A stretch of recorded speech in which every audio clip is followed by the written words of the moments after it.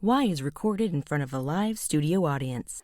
So I asked you here, my mom loves murder, loves Okay. it. One of those people Okay. who can't fall asleep without hearing the Law and Order sound Ah, effect. okay. And I got a phone call last week telling me about this show she's into. And I had not heard of it. And I went and did a little research. It's an older show from 2 years ago. But she Okay. started telling me the cast list and the plot. And I thought she was making this up. Okay. So I want to play a little game called What Murder Show Is My Mom Watching Now? Okay. I have 4 scenarios. Only one of them is real. The rest of them I have made up. Okay. So see if you can tell me which one is the right one. And if it is super obvious, then I'm just cutting this from the show and we'll never speak of it again. Okay. So episode or show 1. And by the way, we should really get a copyright on this, like get WME involved. We could develop this stuff. Mimi Rogers as an uptight psychic on patrol in Los Angeles. Okay. Could see that, right? Yeah, totally. Tom Arnold as an uptight ex-con on patrol in Miami. Okay. Josh Groban as an uptight detective on patrol in New York. Okay. Or Jeff Goldblum as an uptight bookseller on patrol in Chicago. Josh Groban. Do you know the show? No. It is Josh Groban. I know of Josh Groban doing Of such his work. things, Yes. but I do not know the name of the show. Okay. Well, I feel better now because I had not heard of this either. So his, I guess we can say co-star in this, Yes. is Mr. Tony Danza. Wow. I didn't know that part. Yes, it's called The Good Cop. It lasted for 1 season on Well, Netflix. that's how we don't know the name of it. It's the stupidest, lamest name ever. I Hasn't that been like 47 different shows by now? like Who's the Boss was anything super original? Let's just Wow. Good point. Tony Danza's still working. I mean, God bless him. Yeah. And I'll sail on him. But I thought after the talk show we were out of the dance business.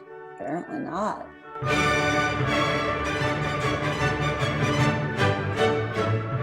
This is Why, with your hosts, Heidi Hedquist and Luke Poling.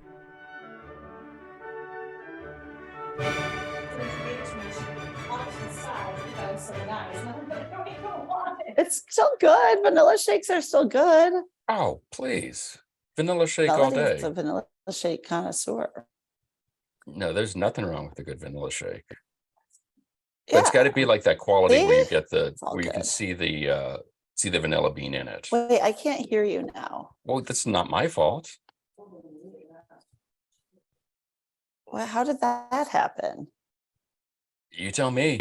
Hold on. I'll just keep talking because that's what you need to hear even more of is Okay. my voice. Just Wait, my headphones stopped working. Oh, Jesus. All right, I'm gonna try this one more time. Okay. I don't know. Well, I've got my AirPods too. Okay, speak. Okay, well, that sounds, how about now? Is that better? No, No? this is weird. One of my clients had this problem the other day, and we thought it was her because she's notoriously And turns out it's you. it's me. The call is coming from inside the house. I'm gonna leave and come back and see if that Okay, works. perfect. Or should we go and, oh, Wait, never mind. what? No, No. leave and we'll go. Thank you for being a friend. Travel down the road and back again. Your heart is true. You're a pal and a confidant. Can you explain the without a cue concept, especially as it relates to these girls that are golden? Okay. I'll give you a little bit of history. I founded the company 20 years ago. Just murder mystery dinner theater. We traveled, we were hired by restaurants and banquet halls and private parties and things like that. And over time, we started doing like more pop culture kind of shows. We did a lot of parodies of television shows. And I can't even remember what our first one was anymore. but we've done Brady and Three's Company and Charlie's Angels. The first one I wrote was Deadly Dancing. It's a Dirty Dancing spoof, and Law and Order, like all of that. And Golden Girls we started doing, I think it was 12 years ago, the first one we produced. It was because we have 4 right now. We'll have 5 come the summer, different scripts, because the audience follows us, so we have to keep changing it up. Right. And the first one we did, actually, the intent, we had no idea that it was going to turn into what it did. It was supposed to be a holiday show, and we needed a holiday offering, so we kind of plugged that in. And then we discovered that there wasn't a whole lot of holiday in it. So we just pulled out the few references to Christmas or whatever and rolled with it from there. And it just took on a life of its own. There was one point we had it in one of our venues. We had to run it for 8 months before I told the venue we had to close it because the cast was tired. They needed a rest, they needed a break, and switch out to something else. But we could have kept going for a full year, every Friday and Saturday night, selling 150 tickets on that one show, which is not how dinner theater works. Yeah. So yeah, it's become kind of the mainstay of what we do, but it's not all that we do. So in the summer, we're going to bring Murder at the Moulin into Red Room, and do a little not Golden Girls stuff for a little bit. But the root of all of this is Golden Girls. Yes, yeah, and then our Golden Girls just go on the road. If they're not in a space, they go on the road. So they go to Atlantic City for the summer. It's amazing. Of course they do. Yeah. I mean, Where else? That's going to be our 5th show, and it's called The Girls Do Atlantic City. So That's perfect. and there's going to be an Elvis. We're bringing our Elvis back for that, pairing it with the Golden Girls. Our Elvis shows are very popular, and we're putting that together. So Wow. Is it a surprise that obviously we know like the legacy of the girls is real and the adoration, but all of the things you mentioned are very beloved. Is it the show that makes this one so adored? Is it Golden Girls themselves? What is it about this particular that sets it above the rest? So Or apart from the rest, not above, apart. Apart from the rest, it's definitely the Golden Girls and the following that it has. And because all of those other shows that we've done, people really enjoy them.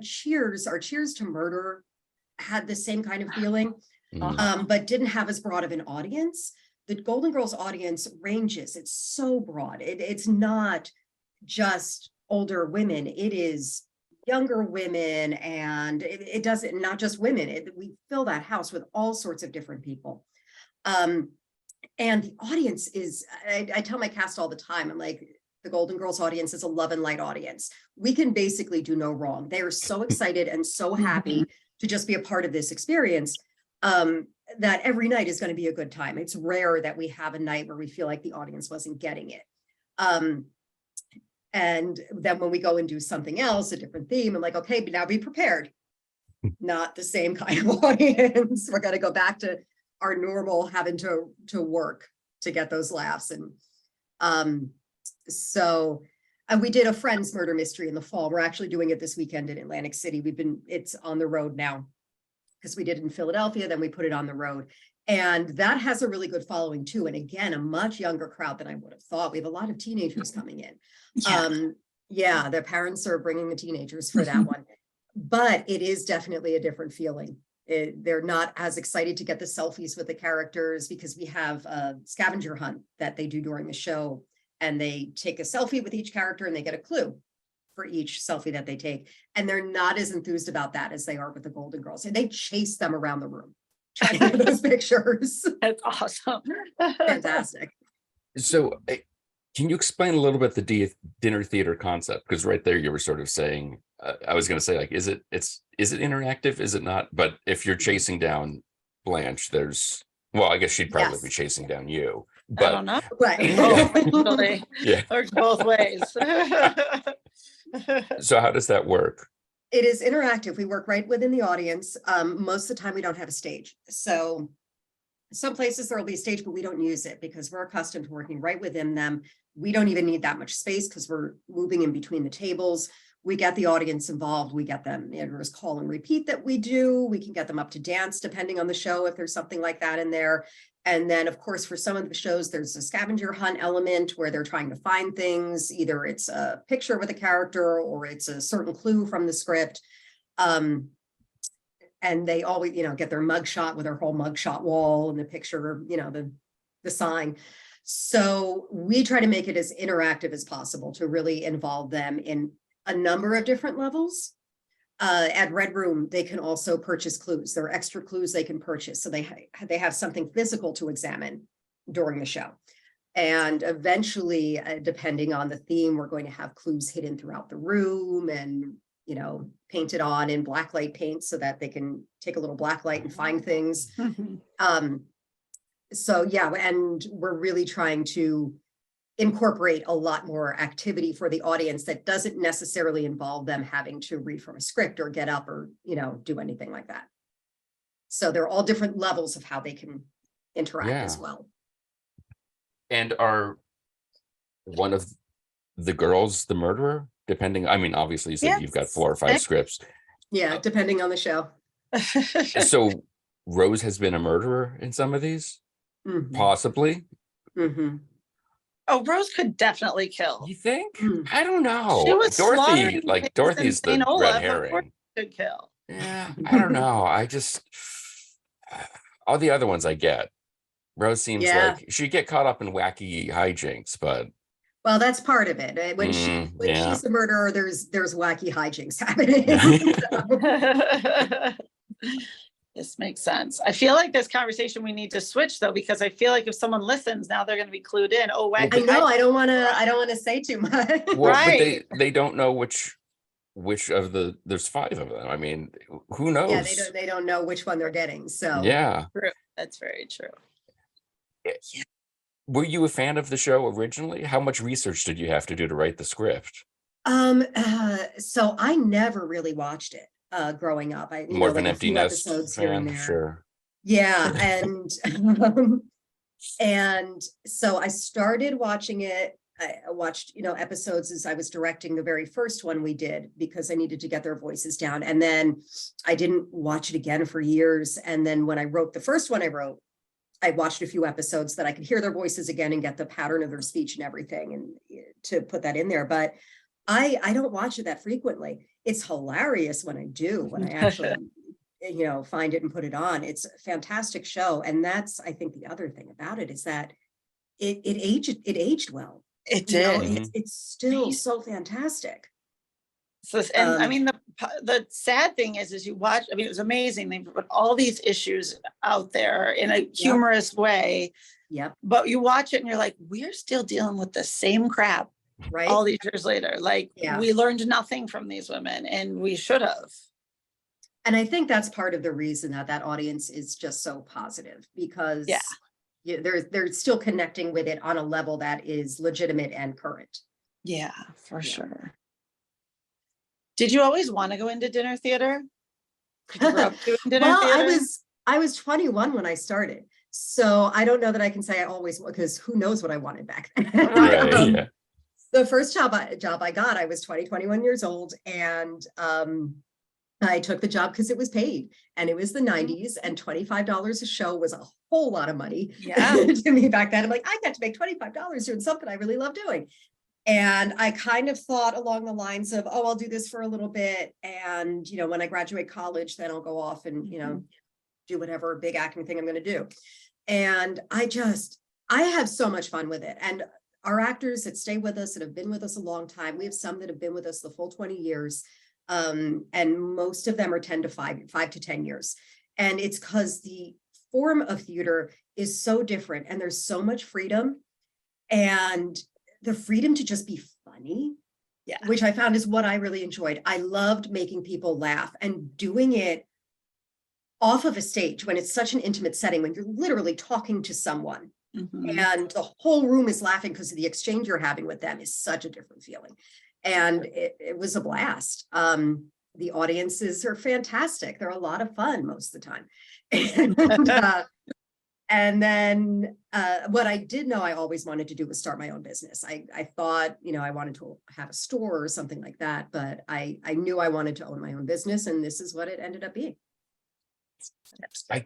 It's interesting you're saying like the way this show works well with an audience. Like I can't see, Death of a Salesman or Streetcar playing well in this.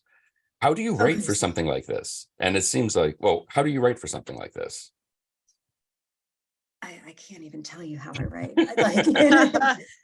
And that's okay. So I start with an outline because I have to know who did it, who dies, who did it, how, and why. And then I have to figure out some red herrings to throw in there. And so then I write an outline and say, okay, this is who has to talk to who when, so that the clues can get out there. What are the clues going to be?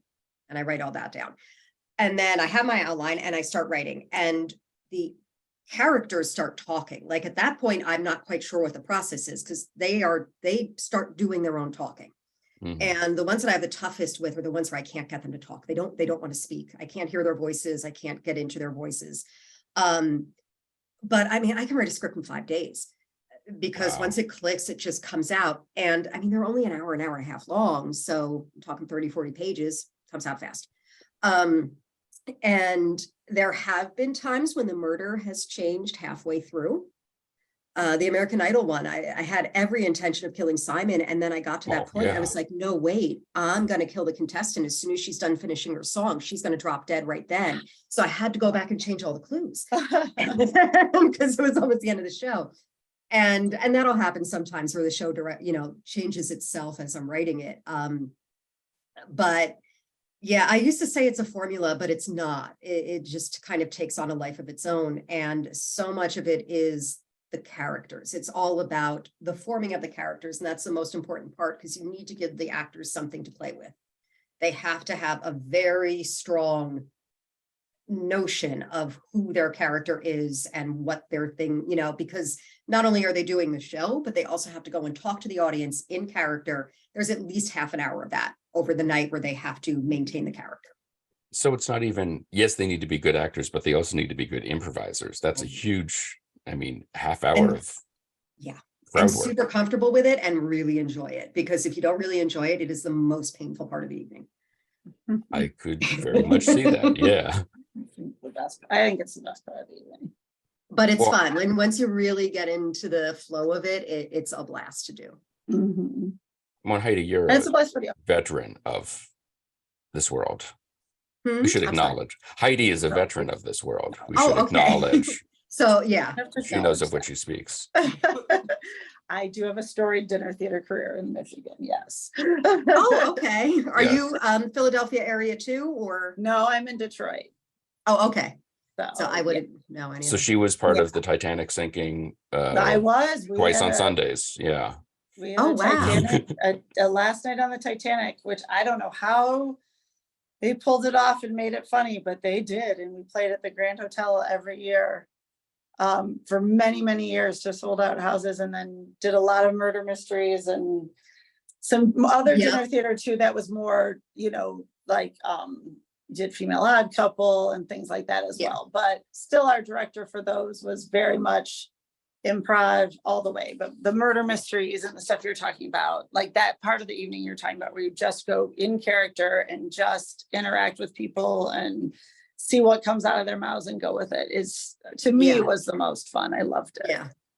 And there are times that I'm playing a character that I just can't feel and I struggle with it. And but when I'm having fun with it, it's so much fun. Yeah. And we're going to be doing a Titanic one too. We do have one that we do already, but I'm planning an event at Red Room. It is going to be the night on the night before the Titanic sank. It's the murder mystery, and I'm working with a caterer to do the full first class meal. Nice. Oh, so we did that. We did the full meal for the last night, all 12 courses, the first couple of years. You might try it, but you might decide you want to change that. Yeah, we're going to keep it very small. Yeah. Very intimate, because it is. I did look at and I'm like, oh boy. Yeah. How do we work the show into this? Yeah. And people are like, these people just don't eat the same things anymore. Like even the oxtail soup, which is early on. So the It's like- caterers switched it up to. So that's good. Make it more current, so it wasn't. Perfect. Yeah, That's what we ended up doing. Like year 3, we were like, so we're it gonna, looks like it, but it isn't actually. yes, very wise move, very wise. it. Sometimes authenticity is, and this was like a whole weekend, and historians were there and this whole bit. So I get the thoughts of why they wanted to be like super authentic, but they learned fast. Even if you're really, really into it, Yeah, what you're doing is a much better option. yeah, we just tweaked it. Right, just a little, so get the feel, but yeah, Right. that's awesome. Well, it was gangbusters, so I'm sure it will be a huge success. Like when I tell people, they're always like, "Oh, really?" And it's like, just experience it. And then once they experienced it, it was just, they loved it. Whether they knew a lot about the Titanic or not, loved it. So it'll be good. Yeah, and the Titanic show we have is it's actually, its whole story is interesting because it's a very robust mystery. There are a lot of clues, a lot of stuff to look through, like pages of diary pages, and but we first produced it as a custom event for the Union League in Philadelphia. And it had to happen through a number of rooms, and usually we're all in one space. So I had to create something that could travel from room to room. So we did that first. And then when COVID shut us down and we started doing virtual performances, we took that and we turned it into a virtual show where the 10 people who joined, they all have characters and they get a web page and they get all this information about their character and all of these clues. That's when all the clues really went into it.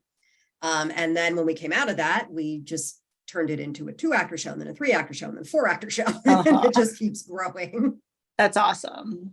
It's So so yeah, I really like to recycle our material. Well, it's so Perfect. interesting because you see like the big thing in theater are things like Sleep No More, and this sort of, you take Mhm. over a building and turn it into this whole experiential thing where there isn't a traditional seat and all of that. And you guys have been doing this, this kind of theater is being done longer than any of the sort of new modern stuff. Were you a big mystery fan before getting into this world, or did you sort of fall into this and go, oh, I can do something here? I didn't realize I was until I realized that my entire life became about murder mystery. Like I'm writing it, I'm performing it, and then I'm reading a book that's a murder mystery. And I realized that pretty much everything I read is murder mysteries, and all the shows I watch. And then it's like, oh, wow, yeah, I guess that is what I'm into. Just didn't realize it. How long does it take you to get to that point where you're ready to write the script? Because you said like you have implanting the clues and all of that. Every time, they're sort of known for the ingenious ways of killing people. Do you just keep a running list on like your phone of like, oh, this would be an interesting way to go? Or is this sort of spur of the moment? Like, I was actually thinking the other day that I have to switch up how I'm killing people because it's gotten pretty rote. I'm a big fan of poison because there are so many different ways you can do that. But it's like, the next one has to not be poison. So I've got to figure something else out. That's fun and different. Because we are trying to get away from the gun murders because, gunfire. not as fun. It's more alarming now than it used to be. So, I've got to think of something really fun, a really fun way to kill Elvis. You did hear that sentence, right? Yeah. Yeah. Okay, good. Yeah. If I'm ever suspected for a murder, my Google search alone. There's that one woman who was was charged and claimed that it was all research. So watch yourself. Yeah. I saw that. I was like, ooh. Yeah. Got to cover your tracks better. What you say, kind of the audience's range in age for every show. Is it a lot of you come once, you kind of get hooked on this night out and this unique event, or is it sort of new people coming in going like, I heard about this, I love the Golden Girls? What's the kind of mixture of folks you have come through? So I still feel like the majority of the audience is seeing us for the first time. Even though at least one show a weekend, we're going to have people there that say, we saw you here, we saw you there. They're following us around. at least once a weekend. We're meeting people who are showing us pictures from our last show and recognizing the actors and what have you. But when we're seeing 500 to 1,000 people a weekend, and most of them have never seen us before, there's clearly always a new audience out there because we keep finding it. It's amazing that so many Yeah. people. Yeah. Yeah. It's got to be exhausting from your side of things. Yeah. No, but just yep. Yeah, because we're not doing one show a night. We're doing up to 7. So that What? means Whoa, that, whoa, wait a second. 7 shows a night? Yeah. So at Red Room, Atlantic City, we'll do 2. We'll do 2 back to back with the same cast, but then at the same time, we'll have 3 to 5 on the road traveling. So part of what I do when I go in on Monday is I do the cleanup from the weekend and I do all the numbers and I make sure everybody gets paid the way they need to get paid. And then I have to start prepping for the coming weekend. So on Tuesday, I'm checking to see the numbers. I'm checking in with the clients. Making sure the cast has everything they need. I'm pulling out the sound systems and checking the props and making sure the program's in there. And then figuring out who's going to pick it all up from the office and getting that all out there. And I have to like compartmentalize everything. Wednesdays, that's marketing. And then I work on that. And, Thursdays is like whatever random stuff didn't get done. And then I write in the evenings after my kids go to bed. And right now it's rehearsals too. And we'll have to start auditions again soon. So it's constant motion. It's something. Yeah. It's a lot. Yeah, I'm really hoping that soon I can hire some help. That would be fantastic. But right now, it's all the stuff, including cleaning the bathrooms and vacuuming and The fun stuff. washing the costumes. The glamorous life of showbiz, right? Yeah. That costume room, and you walk in and it's got this strange smell of like there's sweat, but then there's also just like old costume and various and perfumes and hairsprays. And Yep. It is its own smell. Yep. And you can't erase it. There's no way. No, and there's no amount of washing that I can do that's going to take that out. It's just It's just the way it is. Their funk. So, but it's a lot of fun because it's very creative, and I'm even doing the graphic design and all of that, and it's fun to be able to do all the different things and not just be stuck doing one thing. It's also mind scrambling, but that's awesome. Wow. Sorry, go ahead, Heidi. No, go ahead. No, I've talked to Heidi. Heidi, go. No, I really wasn't going to say. Is there a show or kind of property where you're like just itching to get your hands on and do one, whether or not there's an audience for it? Is there a Scarecrow and Mrs. King dinner theater that you've just got like, oh, please? To where you are. Audition for Scarecrow. And the thing is, like, we as a company, we talk all the time about doing something like Clue, or like a traditional stage show. And I do tend to guide us away from that because everybody's doing that. Like we could, but what we need to do is stay in our lane of that interactive. How do we take what we have and make it even more that? I would love to create a really immersive experience in an old mansion, something like that even goes beyond what we've done in old mansions, because we have all sorts of things for that, but something where we really take over the space and do something very unique and spooky, and using more technology, giving people more things that they can look like. Oh, I'd love to use AR, and like having them scan their phone over a space and something pop up. So we have tons of ideas. So yeah, that's what I would love to do, is something where you walk in and you're just completely surrounded. And there are so many different ways to discover the space. And I think kind of like I went out to Meow Wolf in Las Vegas, and their Omega Mart was like the coolest thing I had ever seen. And we were only there for like 2 or 3 hours. It was late, we were tired, and I could have spent 10 hours there. There was so much to look at, so much detail, all of these little clues scattered everywhere. And it was amazing. I would love to create something, not on that level, way too big, but around there. And we're booked for in 2024 an 11-day murder mystery for a trip down the Nile. So we will be on a riverboat and sailing down the Nile, and it's just the mystery runs for 11 days. And so That's fantastic. Planted everywhere. They even said we could put clues in the pyramids that we visit, and so that's getting closer to where I'd like to be. No, that's going to be incredible. That's going to be really fun. Yeah, that's a project that the writing is way more intense than what I've done. It'll be worth it. It'll be super worth it. Yeah, it will. And then I can stop. I can retire. Yeah. But you won't. No, because I still need to. Well, Traci, thank you for being a friend. Thank you too. Yeah. Thank you so much. Thank you for being a friend. Travel down a road and back again. Your heart is true. You're a pal and a confidant. The Golden Girls Murder Mystery is being performed in downtown Philadelphia right now through the end of April. There are also dates on the book for Atlantic City. And for more information on all the different shows, there's a Friends one, there's a Sherlock Holmes one, happening throughout Pennsylvania, New Jersey, and Maryland and Delaware. Check out the Without a Q website. They are at withoutaq.com. Why the Podcast is produced by the Professional Production Company. Please be sure to rate and review us on Apple Podcasts because we're shallow and need constant validation. For more information, you can check out our website, whythepodcast.com.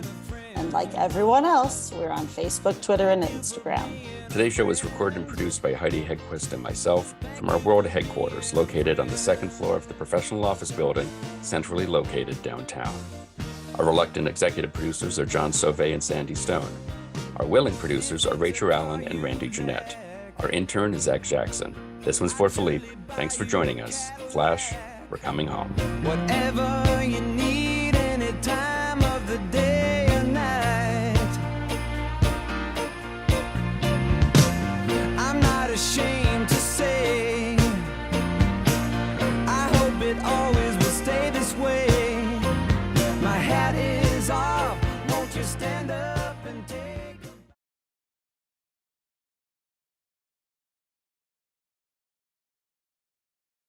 Nigel, is that you? Are you here, Nigel?